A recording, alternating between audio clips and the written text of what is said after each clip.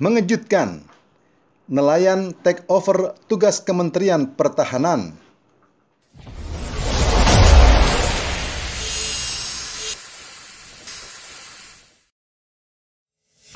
Sungguh mengejutkan bahwa nelayan di Indonesia, khususnya nelayan di Kepulauan Selayar, Sulawesi Selatan, take over tugas Kementerian Pertahanan Republik Indonesia.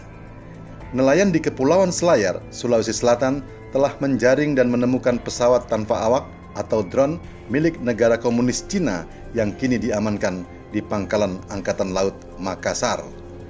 Penemuan drone yang menyita perhatian beberapa negara dan tentunya para pejabat tinggi negara Indonesia itu memang tergolong sangat mengejutkan.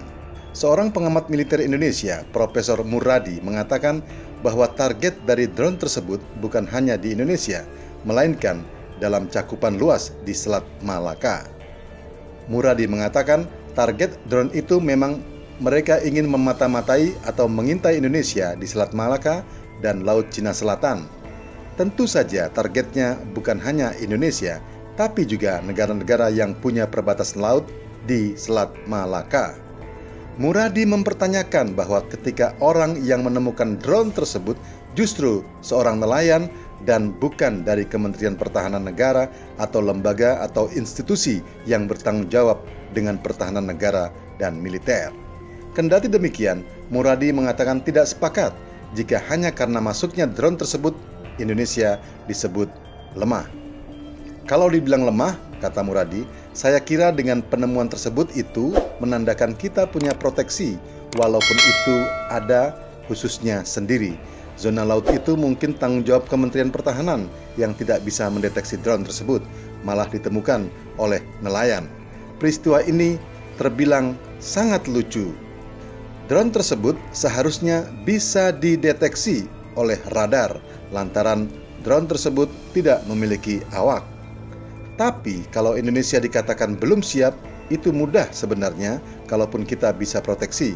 Counternya gampang karena drone itu tanpa awak dan masih bisa dibaca oleh radar TNI Angkatan Laut Indonesia.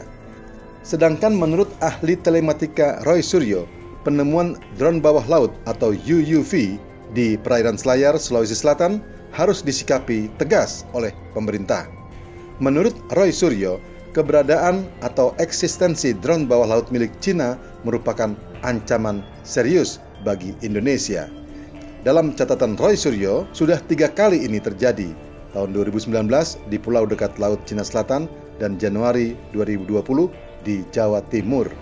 Roy Suryo mengatakan secara teknis drone laut Cina yang berlabel Shenyang Institute of Automation Chinese Academy of Science ini memang belum termasuk kategori USSV yang sudah dipersenjatai meski sudah malfunction atau rusak semenjak di launching pada bulan November tahun 2017 yang lalu.